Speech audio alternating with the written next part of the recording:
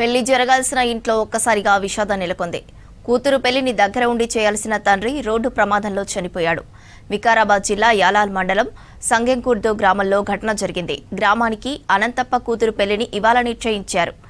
అయితే పెళ్లి పనుల నిమిత్తం యాలాల్ మండల కేంద్రానికి వెళ్లి తిరిగి వస్తున్న క్రమంలో బైక్ అదుపు తప్పి కింద పడిపోయాడు.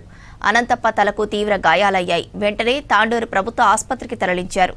మరింత పరిస్థితి విషమించడంతో హైదరాబాద్కు రిఫర్ చేశారు. అక్కడ చికిత్స పొందుతూ తుది శ్వాస విడిచాడు అనంతప్ప. ఇంటి పెద్ద మృతితో పెళ్లి జరగాల్సిన ఇంట్లో మహా విషాదం నెలకొంది.